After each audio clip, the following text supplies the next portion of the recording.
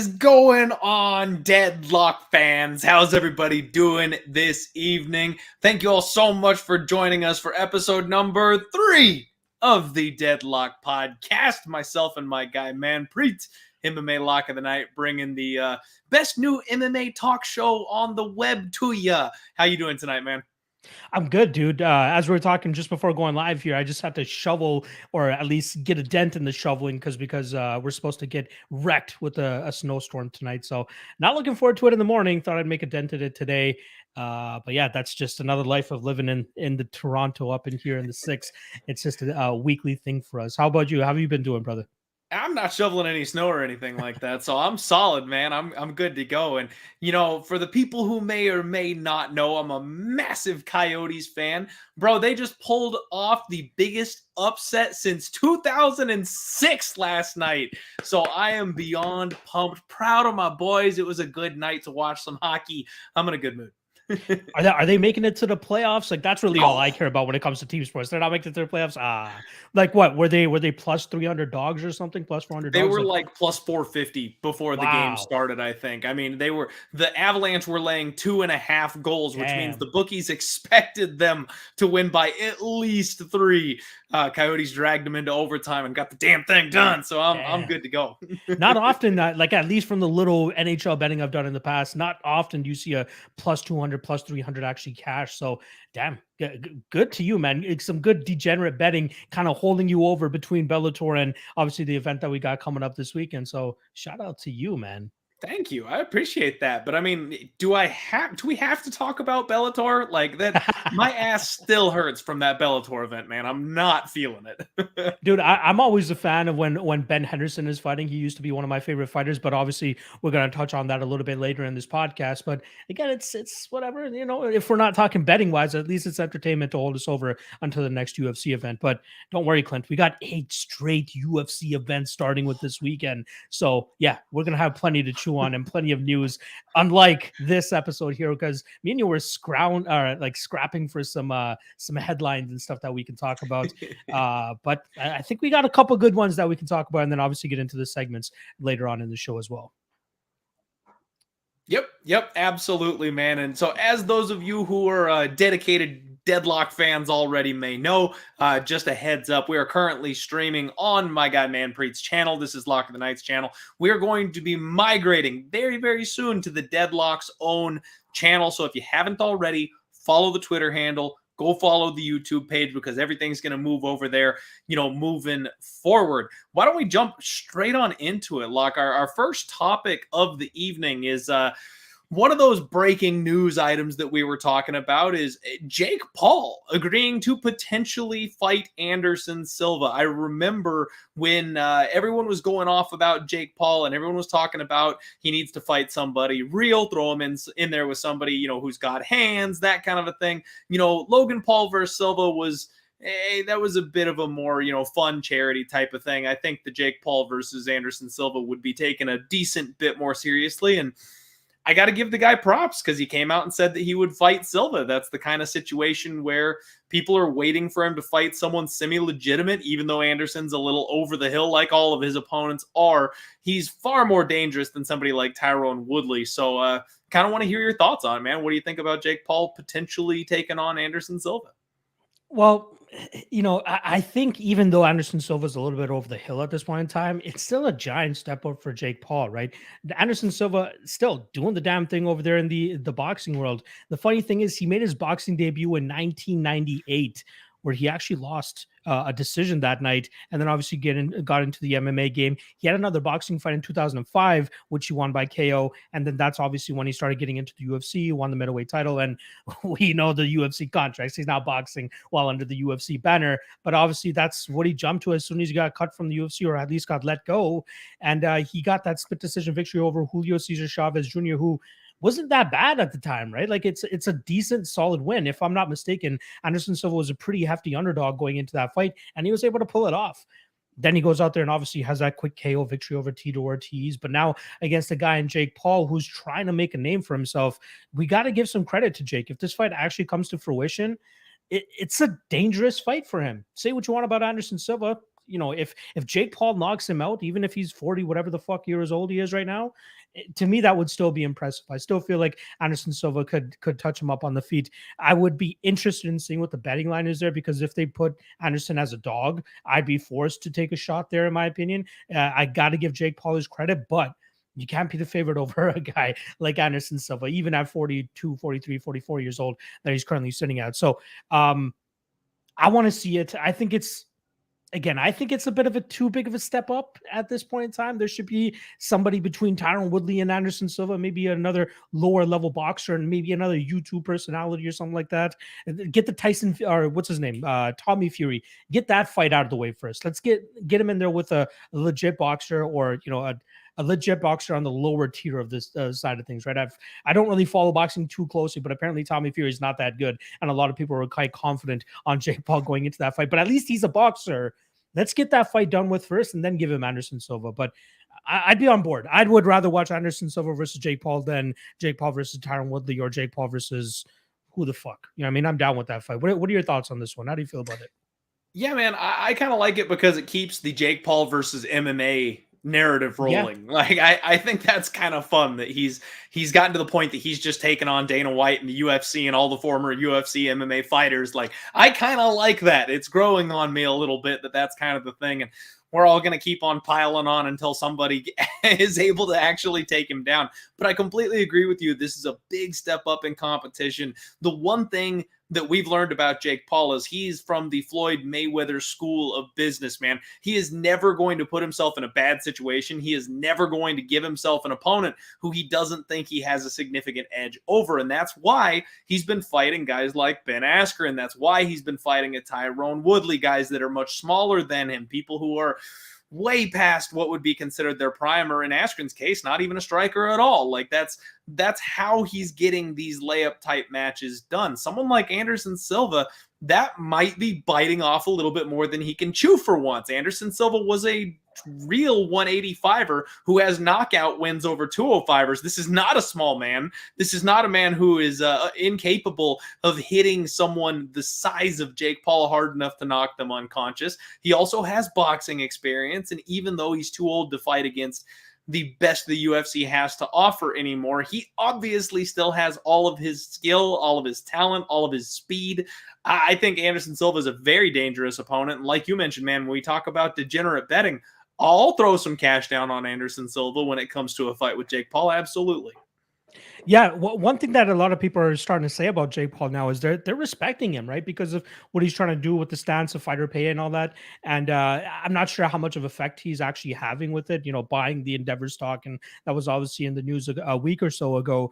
But the one thing that I'm very much respecting him for is getting that Katie Taylor and Amanda Serrano fight put together. That is like going to be the biggest women's boxing fight of all time. I believe either today or yesterday was the press conference that they had at Madison Square Garden. Will they be able to push the tickets and actually sell it out? I'm not 100% sure, but it's good to know that finally that two people that are at the top of their sport in their respective gender are able to make solid amount of money. Apparently, they're both supposed to make at least 6 or 7 figures going into that fight. Where that money is going to come from, I don't know, if they're not able to sell tickets or pay-per-views. But to be able to get a deal done like that, especially with a guy like Tommy Hearn, who Eddie Hearn, I believe his name is, sorry, seemed to be a guy that was very difficult to work with. But Jake Paul is like, you know what? We got to get these fighters paid. This is the exact matchup to make. So I respect him for that, man. What are your thoughts on that women's fight there? I know we don't follow boxing too much, but that's a pretty big thing for him to accomplish. Man, okay, so I guess I'll answer your question with a question. How is Jake Paul simultaneously the good guy and the bad guy? Like, how does he pull it off that he is actually the good guy on top of playing the heel every single time he steps into the cage? Like, he is a master at advertising his spots and his fights, man. I've grown to respect that ability, because I don't know how you flip-flop between both. Like when he gave Tyron Woodley a $1 billion watch before knocking him unconscious. Like, I don't get how he does this. I have no idea how that deal comes to fruition. I have no idea how they're getting paid for, but man, I don't know what's going on, but I am all team Jake Paul because of his trying to rally the troops on fighter pay. He's right. We've all been saying it, and it takes somebody with the connections and the experience and the money and the notoriety of someone like Jake Paul to get the iceberg to move on that kind of a subject. So I love what he's doing, man. I don't know how he's doing it, but I very much enjoy it, and I respect that he's pulling it off. I don't know if I even answered your question at this point, though. that was a good enough response for me. But honestly, I feel the exact same way. It's very hot and cold with the guy, right? He's talking all this shit about Woodley, then gifts him that watch that you're saying, and then goes out there and knocks him out. It's hilarious, the character that he is coming into this sport. All right, let's keep this thing spinning forward. Let's just actually get back to the MMA world. And I know we don't really want to talk Bellator too much considering the rough night and all that stuff, but there were a couple controversial decisions. That's something that we kind of like to touch on this podcast. So we'll start off first and foremost with the co-main event that night, which was between Islam Mamedov and Smooth Benson Henderson. So in terms of scorecards, Eric Colon and Anthony Maness had rounds 1 and 3 for Ben Henderson. Ron McCarthy had rounds 2 and 3 for Mamedov. So obviously the main differing opinions there came in round 3, 5-3 media scorecards towards Mamedov, and then obviously round 3, like we're talking about, based on 114 fan scorecards submitted on MMA decisions. They had a 10-9 Mamedov, 59.6%, and then 10-9 Henderson, 37.7%. So I watched it right before we hopped on here, so I can kind of just have it fresh in my mind. And the notes that I made for it was the first half of that third round, Ben Henderson controlling it, in my opinion, with the activity. He was ahead halfway through the round. At the halfway point of that round is when Mamedov lands the takedown.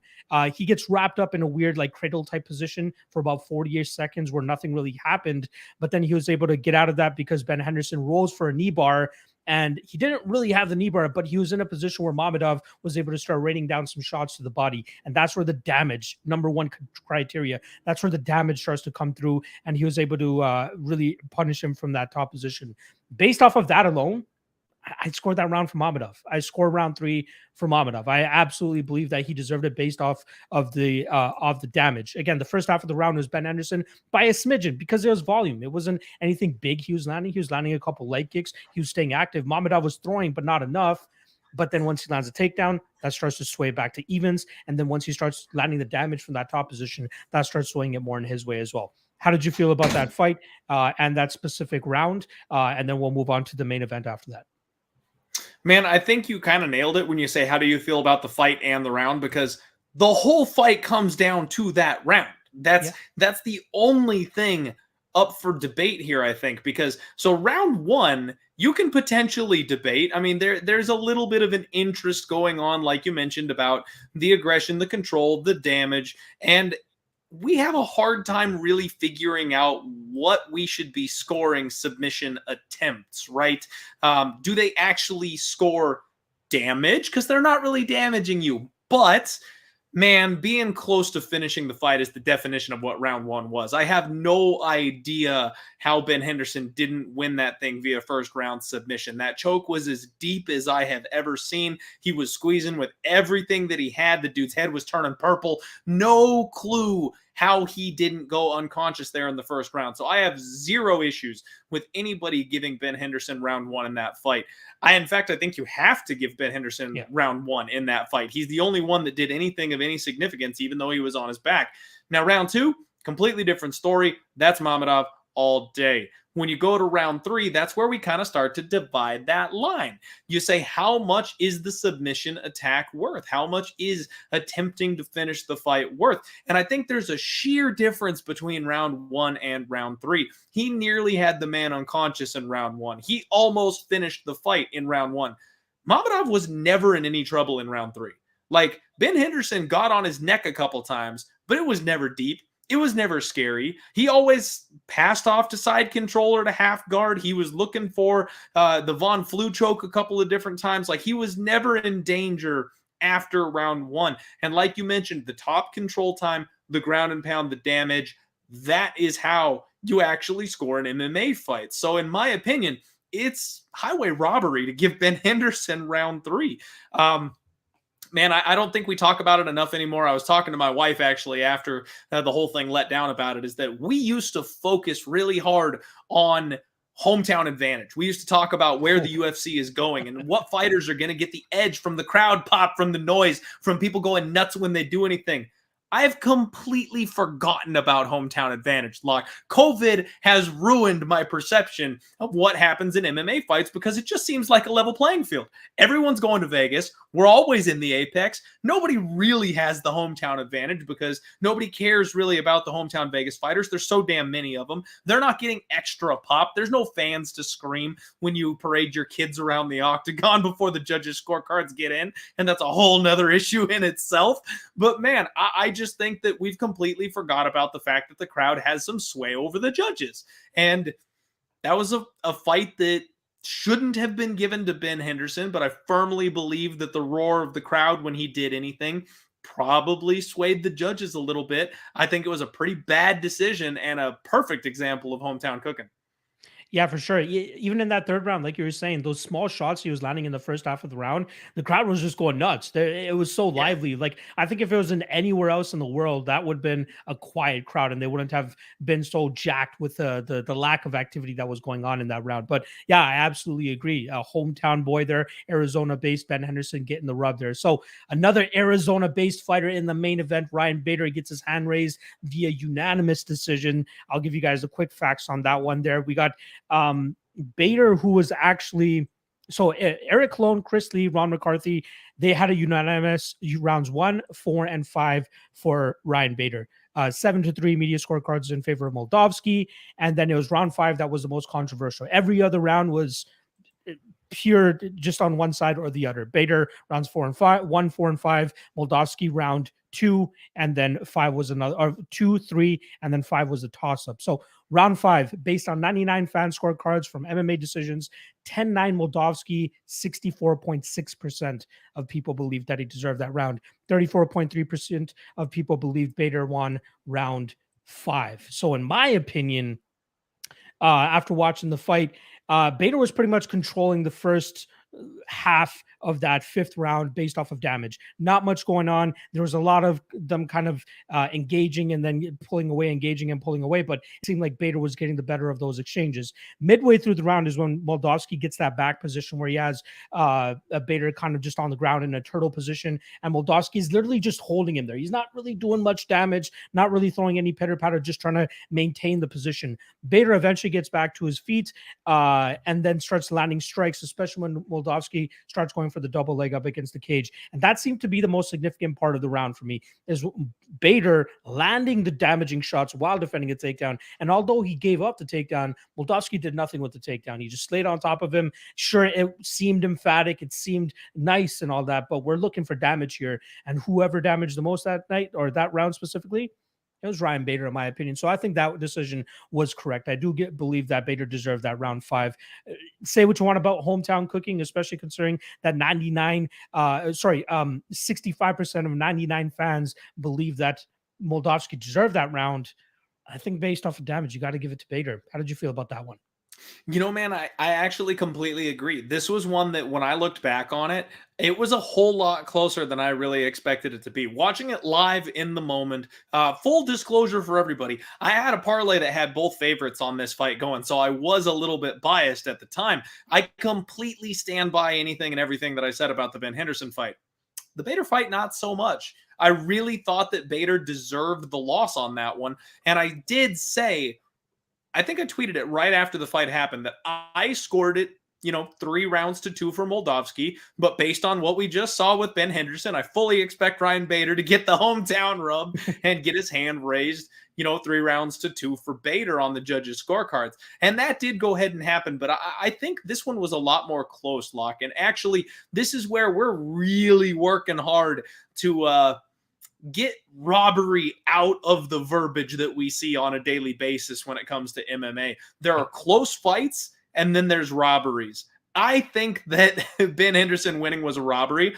I think the Bader Moldavsky fight was a close fight. I don't think it would have been wrong to score it 3-2 for either guy. It was very close. It was very competitive. But on second viewing, I think you're right, man. I actually think Bader did win that fight. Yeah, again, number one criteria in judging, damage. And although Moldavsky got some decent control time, he was doing nothing with those positions. You got to land some shots, even if it's pitter patter from on top. He did none of that. Bader was landing the damage in that round. He deserved that round specifically. And again, the first 4 rounds were clear either way, whoever it was, right? It came down to round 5, which is hilarious that the co-main event also came down to round 3 as well, the last round in the fight. And Fedor's guys both get screwed in the 5th round. But one of them, maybe a little controversial, the co-main event. But the main event, I thought it was a clear Ryan Bader win in that spot. Yeah, man, I've got to agree. I counted both guys out, which pains me as an Arizona guy. It feels good. My soul feels good seeing both of them get a win, get their arms raised. I was ready to go ahead and bury them and walk away. It seems like every time I'm a fan of somebody and I think they're going to win, but they drop 2, 3, 4 in a row, whatever. And I'm like, all right, I'm done. I give up. I can't do this anymore. That's when they show up and win the way I expected them to the fights previously. So, good for the Arizona boys. See, you should have been there. You should have been in that, what is it, Footprint Arena? I think that's what it's called. You should have been in there, and maybe you could have quieted down some of the people around you. Be like, hey, he didn't even land the shot, guys. He didn't even land anything. Why are you roaring? I mean, how would it look, though, if I go to Footprint Arena and I've got a ticket in my pocket betting against the Arizona boys? Like, I'm going to get jumped on my way out of that arena, Lock. I'm not making it home alive. just find Fedor. Maybe he'll help you out get through that crowd and all that stuff. And I can fit in. I got the beard. I'll shave the head. Exactly. Just say Smish a couple times, and I'm sure they'll be on board. Hello, brother. Exactly. Man, all right. So our next big topic that we kind of want to talk about, one that, I mean, it's not like breaking news or anything like that, but it came this close to being my daily doofus. Let's talk about our guy Paulo Costa. Somebody must have gotten him a fresh bottle of wine, Locke. I don't know what his deal is, but he is basically saying that he wants a rematch with Marvin Vettori, or that's it. Like, he doesn't want anything else. He only wants Marvin Vettori. And I got to wonder what kind of drugs this guy is on. And I mean, he is so full of himself. He took a bruise to his pride from the Israel Adesanya loss, man. And yeah, you know what, though? Izzy's the champion. He drank a little too much wine the night before. You can brush that off. He's young. He'll work his way back to a rematch and then set the record straight, right? Well, then he gets Marvin Vettori, and there's a whole lot of shit that's getting talked leading up to the Marvin Vettori fight, and then he gets put in his place. And I mean put in his place. Like, Marvin Vettori, it was a good fight, don't get me wrong, but Marvin pretty well handled him. That was a very clear victory for Marvin Vettori. And for him to now turn around, have a bruised ego, just being a little butthurt and saying Marvin Vettori or nothing. I mean, I don't think he can handle a loss to another person, Locke. I genuinely think that he's so fragile at this point that if Costa takes another L, he's hanging up the gloves. What do you think about this whole weird situation and demanding an immediate, meaningless rematch with somebody?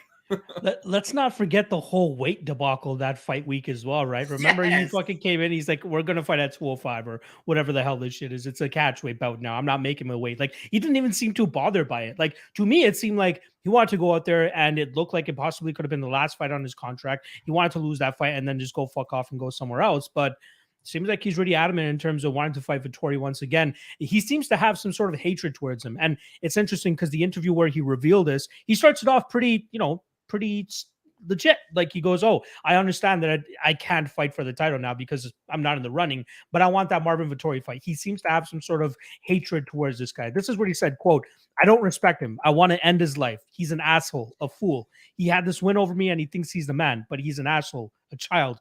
We see he's a goof. He can't even wear his shorts the right way. There's a photo of him with his shorts backward and he still thinks he's the man, but I'll fight him again. I mean, at least I plan to.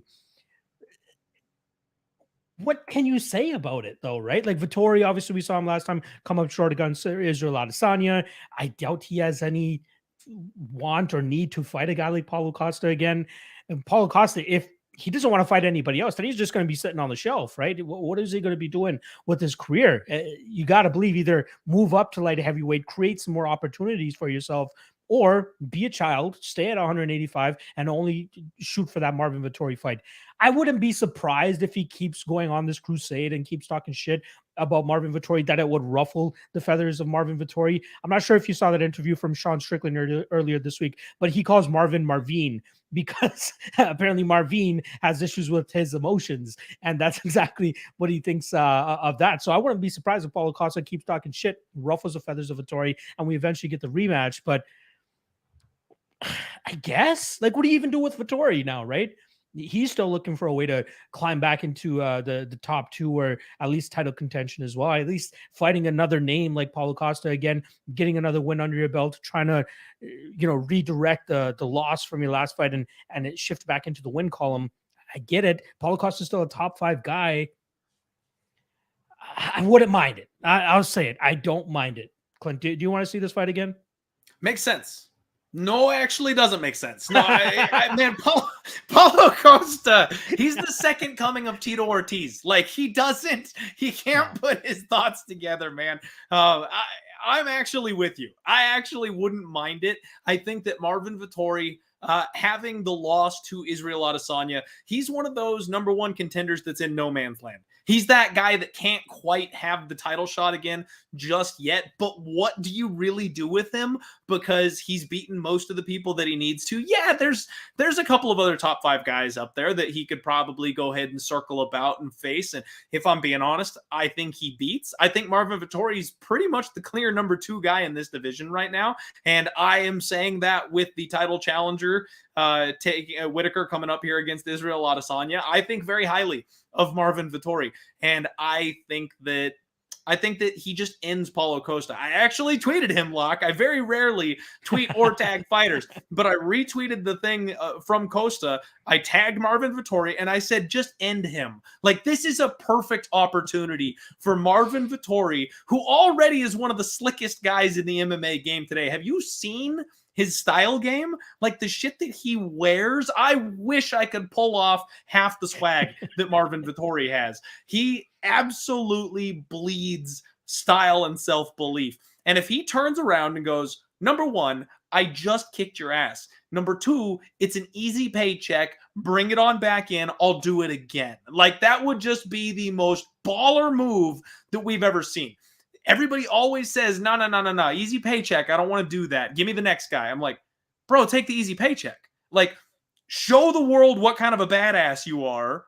Give the man all the rope he needs to hang himself. Let him talk his shit, and then wreck him on national television. Marvin Vettori, if you're listening, that's the move, buddy. Sign the contract. Take the rematch with Paulo Costa. No, it doesn't make sense from a ladder standpoint for you to face a guy that you just beat, but you get all the brownie points in the world for being a complete badass and burying a man who the world once thought was a title contender. You come out smelling like roses and then get to name your price in the next fight, whoever you end up taking on. Clint, we're living in a world right now where Ketlen Vera is getting back-to-back main event slots. Sure, let's do Costa Vettori too. That's a much more intriguing main event than Ketlen Vera against Holly Holm, which is supposed to be going down in May. So, I'm on board with Vettori Costa too. If that's what they end up doing, let's fucking do it. All right. The last thing we want to do before we start getting into our segments, something I kind of just pitched to Clint earlier today. Like, after every month, let's talk about who the biggest winner of that previous month was, and I'll kick things off here. It's tough to go against anybody other than Francis Ngannou in this spot, not just because he beat Saragon, but he has put himself in a very solid position to leverage his contract and his deal with the UFC and try to come to terms to a better contract, right? Like, that was kind of the whole holdup leading up to the Saragon fight, and even before that. And now he defeated the guy that was supposed to take the torch from Francis Ngannou and be okay with the shit pay that the UFC was giving him. But now Francis Ngannou has the upper hand. He has, do you think the UFC wants to let a guy like this go? I'm sure at a certain point they will come to a number that they agree upon. I absolutely believe it. To have a guy in Francis Ngannou who's 35 years old, possibly turning 36 very soon.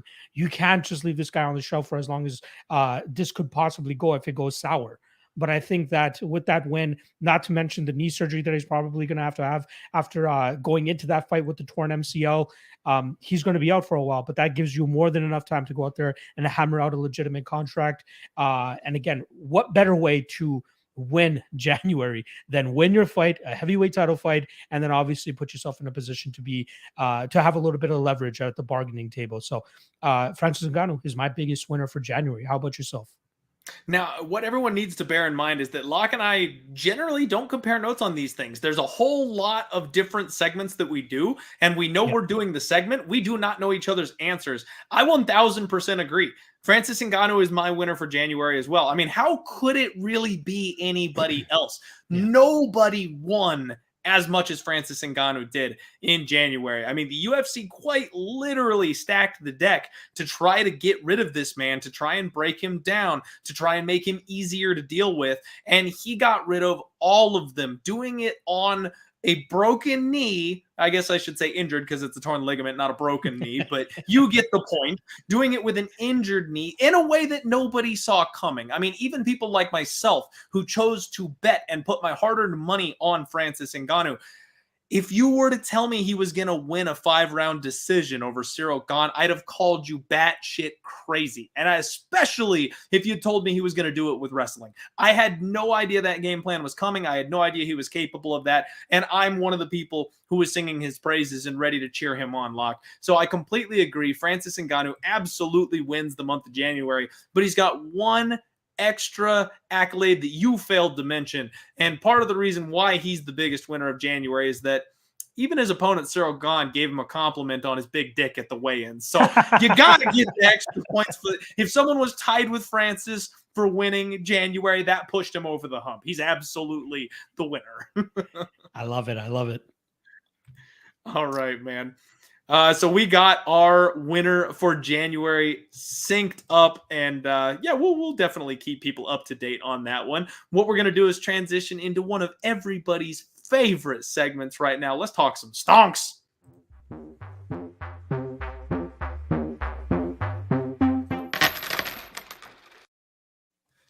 We're talking Fighter Stonks, and that's right. You saw that absolutely correctly. This segment is now brought to you by PredictionStrike.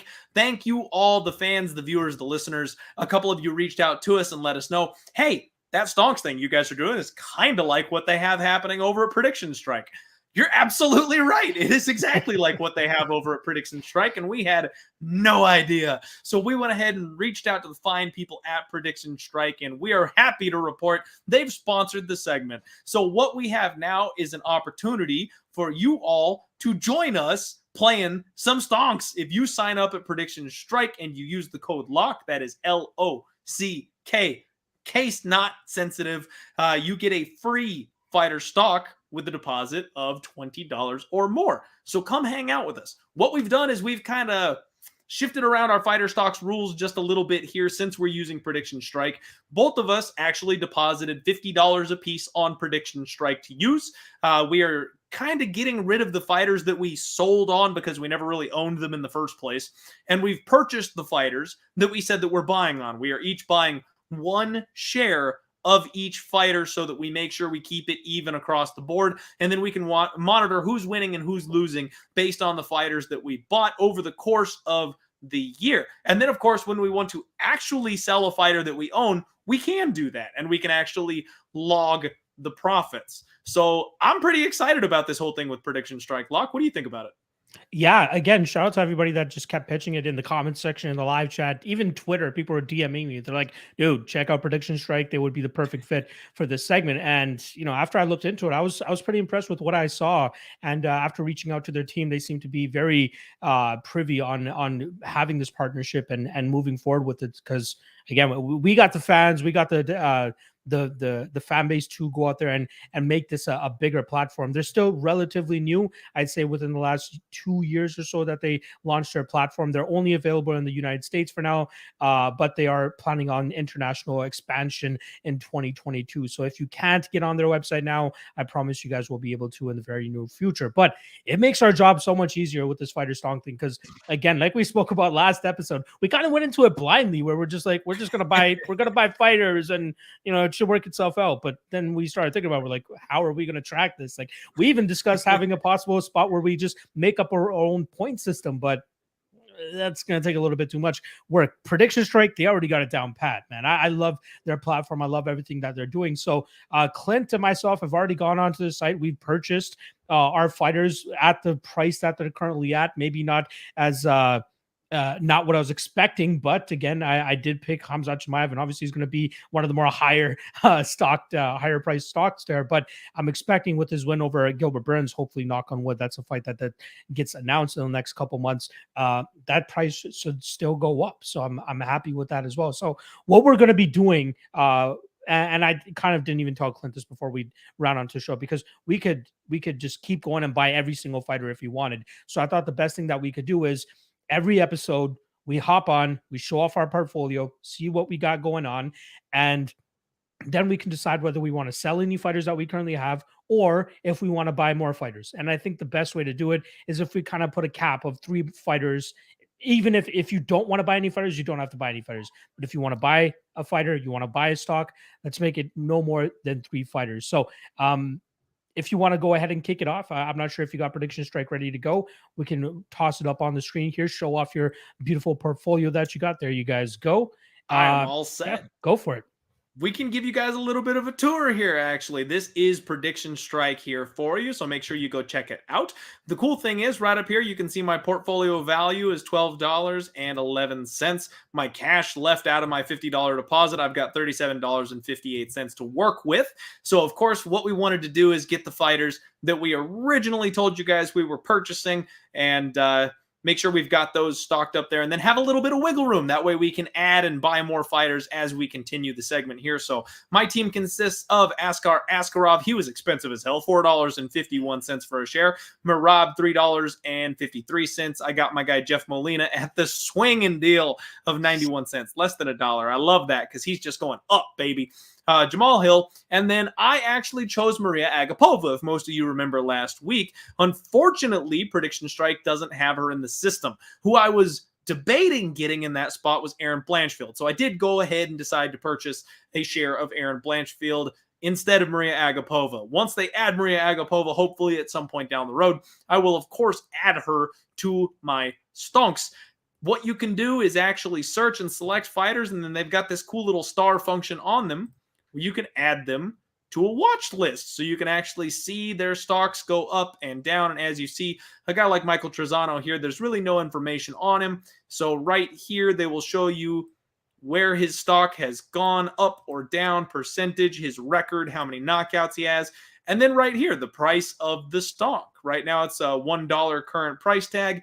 And I actually have a bet on Michael Trezano for this weekend coming up. So I thought, this would be a perfect time for me to go ahead and put my money where my mouth is and add a stock of Michael Trezano. So I'm going to say 1 here. I got 1 share that I'm going to go ahead and order, review, order, and buy now. It is that simple, folks, for you to buy a stock in a fighter, and I've added Michael Trezano to my team. Now, when I click on my portfolio up here and go to my MMA tab, of course, they do NFL and NBA. We're not playing those, but you can if you want to, of course.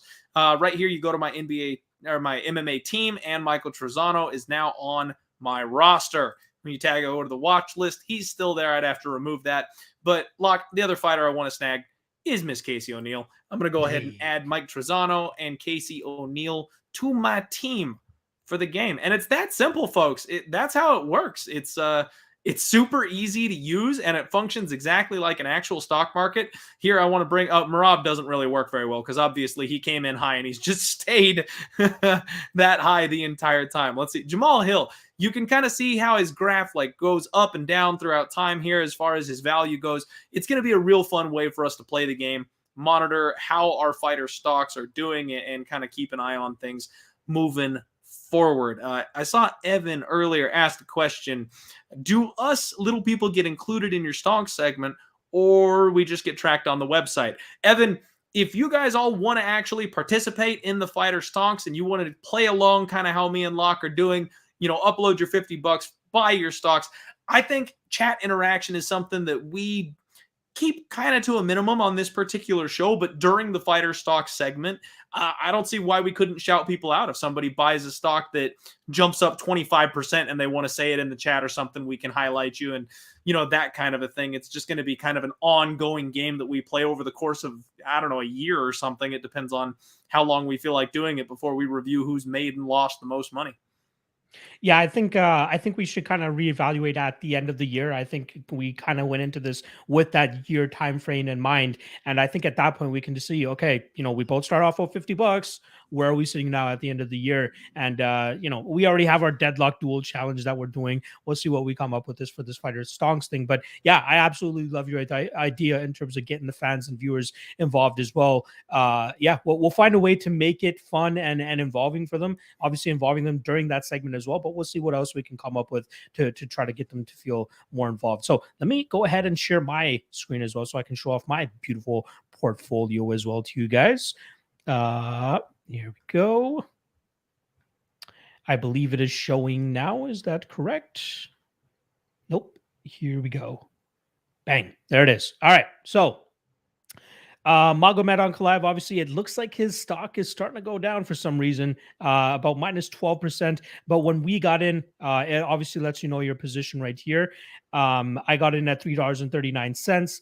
It hasn't moved since then. Obviously, we just dealt with this yesterday or today, I believe it was, or yesterday. I can't even remember if it was today or yesterday. God damn, all my days are blending together now. Yeah, but we got Magomed on Collab there. Obviously, he's scheduled to fight Thiago Santos in the next couple weeks here, and I'm hoping that price starts to go up so I can really get the most bang for my buck with my guy Magomed. Obviously Hamzat Chimaev, $5.11. We got in on him yesterday, and obviously no movement yet, but you can see the gradual progression since he entered the UFC. You see that chart trending in the right direction, and you got to believe with the win over Gilbert Burns, who I believe is next on his list, that price should go up as well. Arman Sarukian, $1.69, or sorry, $1.92. Nasruddin Imamov, $1.69, and Manon Fiorot at $1.64. That's a stonk I expect to increase, especially when she goes out there and fights Jessica Eye. So you got, I believe you just picked two guys. Now I got a couple guys as well that I want to throw onto the board here. First and foremost, underdog this weekend that I'm backing, my guy Danilo Marquez, 87 cents. Count me in for one stock there. Speaking of the number of stock or shares that we're going to be doing, me and Clint felt as though the best way to go about it was just going with one share. It's easiest to track, things like that. For you guys can buy as many shares as you'd like. For our tracking purposes, we're just going to keep it at one per share. I believe with a win this weekend, which I believe he will, that price is going to rise, and then I will more than likely be dumping it on the next episode. And I was going to ask you what that strategy was, actually. There you guys go. So let me hit that buy. Let me make sure. There we go. We got that one stock for Danilo Marquez at 87 cents. Again, if he loses this weekend, though, that probably plummets, and I'll probably take an L on that, but I don't mind taking a bit of a gamble. And I had one more that I wanted to throw to you guys. I am going to go with, this is on next week's card. We're going to be going with Jared Cannonier. He's at $4.50 right now, but I believe with the win over Derek Brunson the next weekend, he will line himself up for a potential title shot, and that's got to improve that price, in my opinion. That's going to get him into that $5.50, maybe in the $6 range, depending on how many people start to buy his stock as well. So I'm going to go up here, buy one stock on my guy, Jared Cannonier. Again, a little bit pricey considering how everybody else is placed, but I believe he's in a big position next weekend, and I absolutely believe that he's going to get it done, and that stonk will go through the roof. So right now, I got 7 fighters. I believe I have a pretty healthy portfolio at this point in time. Hopefully that Magomed red starts to turn green after he dispatches of Thiago Santos, and maybe even enlists himself in a title shot as well. So there you guys go. There's our Fighter Stonks segment. And as always, make sure you guys check out PredictionStrike. Appreciate them jumping on board with the team here, believing in this segment. A lot of people really seem to love this segment as well in the comment section afterwards. So I'm hoping that their eyes are gonna light up with this partnership that we got, and hopefully you guys can show them that we are making a dent by using the promo code and letting them know that we sent you guys. All right. Let's keep this train moving along, because next up is one of my more favorite segments on the show, the Daily Doofus.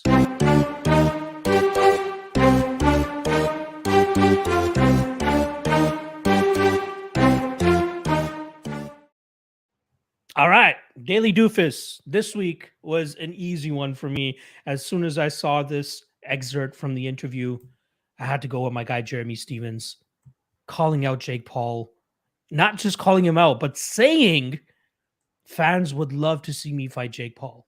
And immediately I have to tweet out Jake Paul and the Connor gif. Who the fuck is that guy? Because I guarantee you Jake Paul has no idea who the hell Jeremy Stevens is.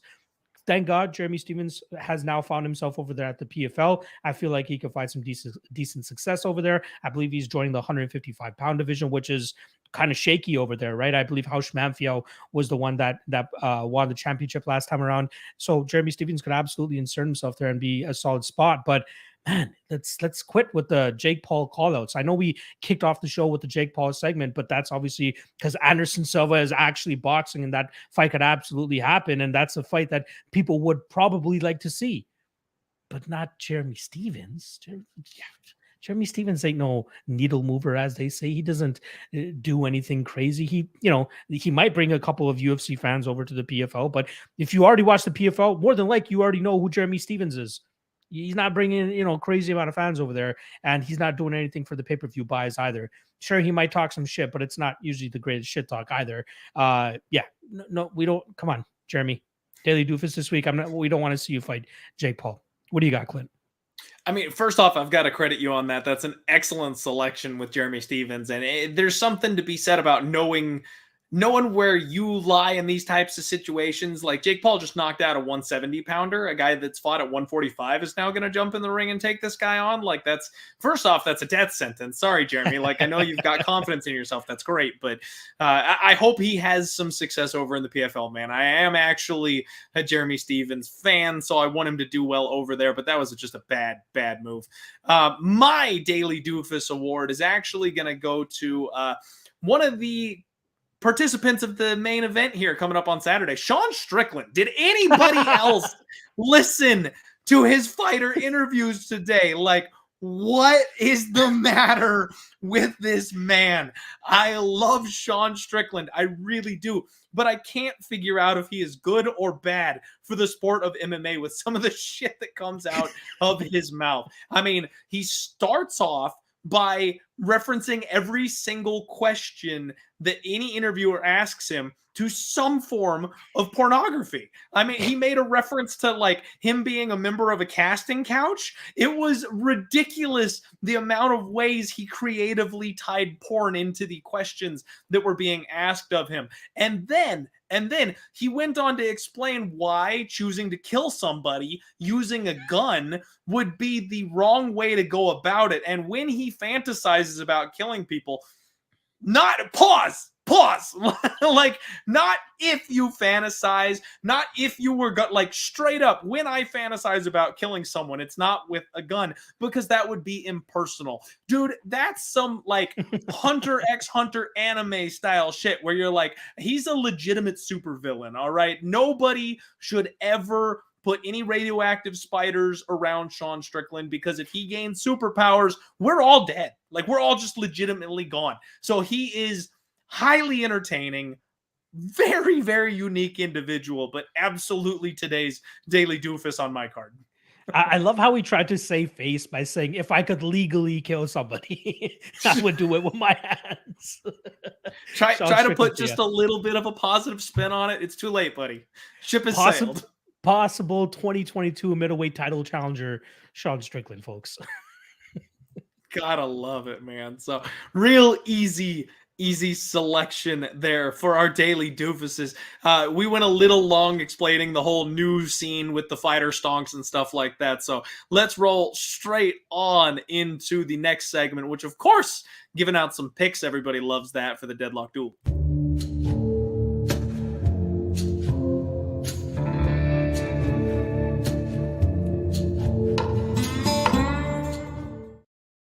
Draw no. So for the I was doing deadlock the same thing. I was just about to do the same thing. God damn, Clint, you're in my head. Why didn't you do it? I should have done it. That would have been great. That would have been fantastic. I didn't even plan it. No, so for the deadlock duel, if anybody recalls, we are going to give you a pick, the main event, and then any other fight on the main card per week, so that we can score Locke and I against each other. And if I'm not mistaken, we agreed upon the power hour for the loser. Whoever ends up losing the contest has to do a show drinking at certain intervals that have yet to be decided. But basically, you're going to get smashed on camera at the end of this whole thing if you lose the contest. So high stakes here for Locke and myself. If you pick a favorite, you get 1 point. If you pick an underdog and they're victorious, you get 2. Last week's picks, we went head to head on the main event. I get 2 points for getting the winner on Mr. Francis Ngannou. Oh, thank you.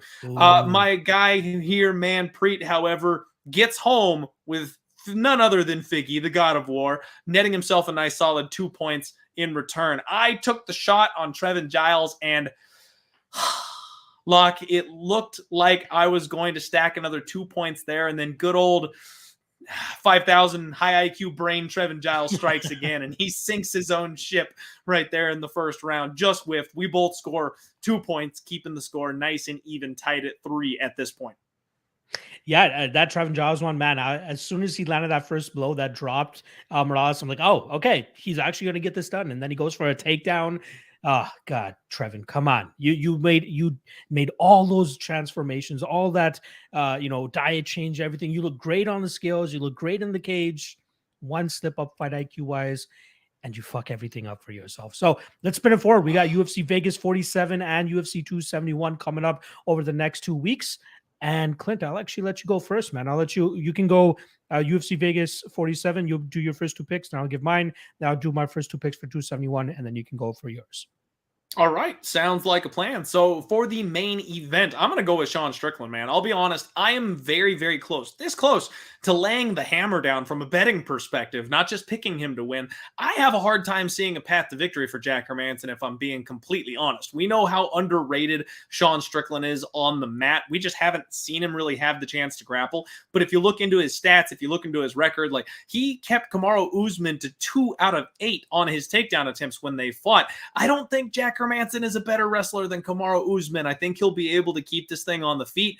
We have seen Jack hurt and wobbled on the feet before. The boxing of Sean Strickland, I just think he's the way to go. So even though I want to pick the dog, I want those points, I'm going to side with the favorite here in the main event, Sean Strickland. Looking at the rest of the main card for my second pick, I'm going to get me a juicy little underdog here. Let's go to that Ultimate Fighter Championship that we never got. I'm taking the dog, Bryan Battle. Locke. Give me those juicy 2 points on Bryan Battle here. I don't know why everybody is so obsessed with Gore, if I'm being honest. I like Gore, don't get me wrong. I know he's a hot prospect. He's definitely got some upside. This is another fight that I placed my real hard-earned money on as a bet. I just locked it in today. I just don't see why my guy Bryan Battle should be the underdog. He's taller, he's longer, he's got 4 extra fights worth of experience. He's already had his debut under the bright lights in the UFC, so he's not going to have as much in the way of nerves going for him. And then on top of that, he's in ridiculous shape, Locke. Like, I know you can't always judge these guys on their physical condition, but going from what he was his last fight that we saw him, he really lived up to the name Pooh Bear. He was a little tubby. He had a little bit of, love handles on him. He's jacked right now, and he's not the body type to be jacked. So showing off the muscle, shows off the hard work. He's motivated. He's ready to go. I think we get the upset here, man. And he holds that tough trophy over his head and proclaims that he's the legitimate winner after he gets his hand raised on Saturday. I'm a little peeved that you took Bryan Battle, because I was going to be going that way as well for my other main card selection, which is why I think it's important whenever we do these that, we alternate who gets to go first. But let's talk about the main event. I'm absolutely in agreement with you. I'm on Sean Strickland. I already bet him at -205. He's going to be my lock of the night play. I already got 4.5 units on him. I love him in this spot. The only little bit of a question mark is obviously, he hasn't dealt with the grapple heavy threat at middleweight yet, but I don't think that Jack Hermansson presents too many problems for him. I actually think it's going to go down similar to the Marvin Vettori fight, where he might land a takedown or two, but once it's on the feet, he's going to crumble under the pressure and the output of Sean Strickland. And I love Sean Strickland at this spot. Going for my next one, again, not many spots that I like. So again, the only one that I feel quite confident about, and I'm sorry that I got to go with the minus 400 favorite here, but I'm going to go with Brendan Allen. I think he beats Sam Alvey. I think, a lot of people might be putting up some stock in Chris Curtis knocking out Brendan Allen last time around, but I think that Allen has a much better game to deal with a guy like Sam Alvey. Stick and move. We saw it in the Punahele Soriano fight. If he implements something similar to that, I think he can come away with a victory here. Takedowns could be a slight issue, even though Sam Alvey has been, on a 0-6-1 skid over his last 7 fights. One thing that has held true has been his takedown defense, 77% takedown defense, not to mention he does a damn good job of getting right back to his feet. So interested to see where Brendan Allen and the approach that he takes in this fight. Obviously, it's happening at 205 pounds. So that's another thing that he doesn't have to worry about weight cut. But was he sitting on the couch? Was he training? What was he doing? That's obviously a big concern here, which is why I won't actually be betting minus 400 by this 500 on Brendan Allen. But considering I still get 1 point if he wins, or if Shavkat Rakhmonov wins, I feel much safer with Brendan Allen here. So for the sake of this show, I'm going to go with Sean Strickland in the main event and Brendan Allen as my other main card fighter. That would only rack me up 2 points if they both hit. All right, let's spin it forward to UFC 271, and I'm kicking that off, Clint. So you're going to have to... I was going to say, you let me go on the last one, so you better take lead here on UFC 271. So, again, I have a feeling of the way that you're going to be going with in the main event, but I'm still going to go with the underdog here. I'm going with Robert Whittaker in the main event. I already have a half unit stab on here at plus 225. I think the line is absolutely ridiculous. Again, he got knocked out in the first fight. I feel as though something that he's admitted, actually, even after that fight, was he was too aggressive in that fight. He was just darting in way too much, overexposing himself more than he does, historically speaking. And he even said in his interviews, he just wanted to take Israel's head off for some reason. Like, he wanted to go out there and knock him out. And if you watch that fight back, that's exactly what he did. And honestly, I thought he was winning that fight up until he got dropped at the end of the first round. And then obviously that's where the tide turned. But not one takedown attempt, not even a feint to a takedown attempt. And that's obviously been, something that people have been successful with Adesanya. The difference here, Marvin Vettori landed a takedown in 4 out of the 5 rounds, got about a minute to a minute and a half control time in those rounds, but didn't do anything on top. Izzy was able to get back to his feet, and then when they're on the feet, Izzy was touching him up, given the slow, plodding, brutish style of Marvin Vettori. But if Rob lands the takedowns here and is active enough on the feet, he could sway the judges and make this a much closer fight. So I'm going to go Robert Whittaker, and I might add a little bit more to him officially speaking, but I'll right now only have half a unit on him. So he's going to be my main event selection. And then secondly, for the rest of the main card, I'm pretty high on Jared Cannonier in this spot, which is why I bought the stonk on him at our Fighter Stonks spot. Derek Brunson has been the underdog in 4 out of those 5 fights and that 5-fight winning streak that he's currently on. The only other fight was a pick'em against Elias Theodorou, which started the 5-fight winning streak for him. I've backed him a couple times during that run, especially the Edmund Shabazian fight. I see what he brings to the table. But Jared Cannonier is one tough motherfucker. He's going to struggle to get him down. And even if he gets him down, Jared Cannonier does not settle on bottom. He always works his way back to his feet. And then on the feet, we see Derek Brunson, even in the fights that he's won, man, the guy gets touched up on the feet. He does not react well to getting hit. And get hit by a guy like Jared Cannonier, I believe Cannonier knocks his ass out. So my second selection here is going to be Jared Cannonier. And I'll take that 1 point and hopefully, possibly 3 points on Robert Whittaker if he closes plus 200 or above. Okay. All right, man. I like it. So for the main event, we absolutely are going to be split here. One thing that we can agree on is I think the line might be a little bit wide. It might be a little bit disrespectful to Robert Whittaker. So from a betting perspective, I don't know that I'm going to be laying down on Israel Adesanya here, but for our contest, for the sake of these picks, pretty easy for me to just rock with my guy, Israel Adesanya. You don't simply roll through Israel Adesanya. And I know Robert is a special talent of his own. I know he is championship caliber, and I recognize he's going to have a different game plan than he had in the first fight. But I don't think anybody at 185 is just dominating Israel Adesanya on the mat. I don't think it's happening. Jan Blachowicz did it. He's up at 205. He's a much larger man. Okay, I'll give him a pass there. I don't think it's happening at 185. So then if Robert takes his time, he strikes a little bit more, maybe he's a little bit more patient.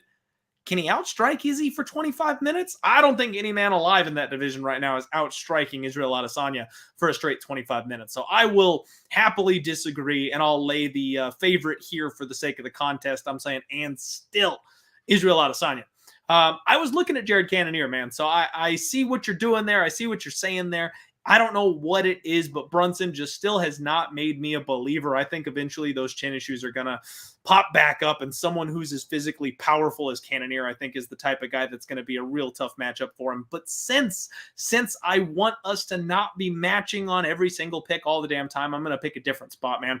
I'm going to go with the Black Beast. Give me Derek Lewis. There's not an underdog that I'm super excited about here on this main card slate, but I think Derek Lewis, we're seeing 2.0, man. You go a couple of years back when we saw, Francis Ngannou 2.0, that kind of a situation. He's really doubled down. He's really betting on himself. He's taking his career seriously, and he's got the kind of power that you just can't mess with. I know Tai Tuivasa, he's younger. He might be a little bit faster, but Derek Lewis lures you into your fight. Like, it doesn't matter what your attributes are. You fight the way Derek Lewis wants you to fight because there's no other option. If you get close, you're getting hit. And if you get hit by Derek Lewis, you're going down. The way we've seen Tai Tuivasa swing and slug with people, man, he's not going to pull off what he did last time against Greg Hardy against a guy like Lewis. Lewis can take a punch. If they get into a slugfest, I'm absolutely backing the Black Beast, and it's not like Ty's going to come out and try and double leg him or anything like that. So, yeah, give me the Black Beast. I like that pick as well. I like Derek Lewis in that spot. There's not many people that can stand with him in the pocket and actually live to tell the tale. And we saw Tai Tuivasa almost lose to Greg Hardy. Greg Hardy had him on skates and then got a little bit overzealous and got knocked out for his troubles there. But yeah, I like it. I like that we're disagreeing on certain spots and picking other spots. Interested to see how we shake out when we do the next episode here. And just as always, just to remind the viewers of this show, this is not a breakdown podcast. Me and Clint do so many other podcasts throughout the week. So if you guys want to check that shit out, link is in the description for my shows. Clint shows, his most recent podcast is linked there as well. So if you want the full breakdown on his upcoming card, you guys can find it there. All right, let's spin this thing for it. We got one more segment to do for you guys here.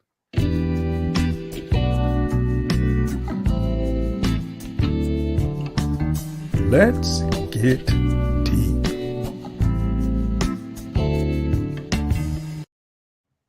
All right. Clint kind of trying to give me the sexy eyes and shit. God damn. So I while we were doing the show, I did pull a couple cards, and some of them are really stupid questions. So I'm not going to ask you whether you like to go take a hike together or some shit like that. Like, that's a stupid ass question. But I prefer long walks on the beach. I had a feeling exactly. But I did find one that, simple question, but it could lead to some pretty interesting answers. Window or aisle seat? What do you choose? Ooh. I'm going to go with window, Locke. I'm that guy who is simultaneously terrified of heights and loves them at the same time. So I like the window seat so I can kind of see everything happening and have that feeling of your heart jumping up into your throat when you realize that you're definitely the death falling height. That makes it a little bit more entertaining for me. Plus, then I can keep an eye on the engines and make sure none of them are on fire. That's a damn good reasoning there as well. Growing up, I used to be the window seat guy. I don't care. Book me another seat, book me in another row. I want the window seat. I want to look out the window. I might fall asleep during the flight, but at least when I wake up, I can look out the window and possibly enjoy some clouds or something like that.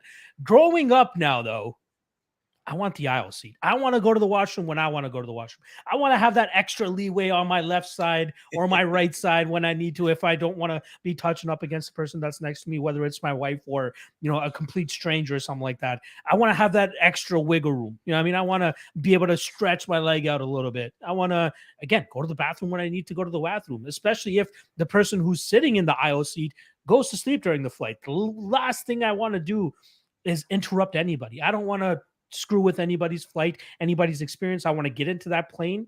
I want to get out of that plane. That's it. I don't want to interact with anybody. Plain and simple. So aisle seat. You make a very compelling argument. There you go. For your next flight or your next bus trip or something. There you go, Clint. I like it, man. I like it. Well, folks, that wraps up episode 3. Thank you so much for hanging out with us here on the Deadlock Podcast. We definitely like to have a whole lot of more fun here on this show. It's a breath of fresh air, in my opinion. It gives us a chance to kind of let our hair down, or at least Locke lets his hair down. But we get to have a good time, talk about some news and some fights. And we hope you guys are enjoying the show. Do us a favor, smash that like button for us. Let the algorithm know that you like the show. And if you've got social media, share it out. We're still trying to get the show rolling here, get some extra eyes on it. Not enough people watching it yet, but we'll get there. Definitely want to shout out our new sponsors, PredictionStrike, for the partnership, getting us all set up here. Make sure you guys check out PredictionStrike. Hit that deposit. Make sure you use Locke as the deposit code so we get a little bit of credit for sending you that way. And we want to thank you all for tuning in. We got over 30 live viewers on the show this evening, and that's I think that's a benchmark for us so far. So episode 3 already setting records, not so bad. Thank you all. Of course, you can find me over on Pub Sports Radio at Die Hard MMA Pod on Twitter to follow me on social media stuff. I do my live stream every Monday night, and then of course the Undefeated post-weigh-in show on Fridays gets over there as well. What about you, Luck? I just actually wrapped up the first interview that I did for the new show that I'm doing, the Coaches Main Event Marathon. Very stoked for that show. Super excited when I was able to announce that one. I got 6 coaches from all over the United States going up against each other, giving them $100 at the end of every episode and telling them to place on one main card fighter on the upcoming pay-per-view. I just wrapped up with Mark Montoya about 2 hours ago. I got Eric Nixon coming on in the next couple of days, and then Santiago DeFranco on Sunday. That premiere episode will drop next Tuesday. Tuesday of fight week is when you guys will be able to lay your eyes on it. Other than that, I'm going to be dropping my Adesanya versus Whitaker breakdown specifically for the main event in the next couple hours. It should be uploaded to my YouTube channel, so make sure you guys go check that out. MMA Lawcast is already on the channel, propping you up tomorrow with my guy John Stargarian. We're going to be doing that at noon Eastern, talking all props for UFC Vegas 47. Friday, I might as well announce it here, I got my guy AJ, MMA expert from YouTube. You guys know him. He was on the show a while ago. Great guy, solid dude. He's going to be helping me break down UFC Vegas 47, and then obviously Fight Day live chat, 1 p.m. Eastern. Make sure you guys go to the Deadlock Podcast channel as well. The links are in the description below. Hit that like, hit that subscribe on that channel as well, because this is the second last episode that we're doing on my channel. Come March, we're flipping on over there. So I don't want you guys to miss the notifications. I don't want you guys to miss all the news. All that stuff's going to be on the Deadlock Podcast starting in March. So please get subscribed over there so you guys don't miss when we move over to our permanent home. That's it for me, Clint. That's it for me. I got nothing else to add for you, Locke. Again, just thank you, everybody, for tuning in, supporting us on this new show that we're doing. We hope that you all have a wonderful week. Go out and kick somebody you don't like in the shins. Have a good one. We'll see you guys. Not in 1 week, remember, in 2. See you guys in a couple weeks for episode 4. Let's go, baby.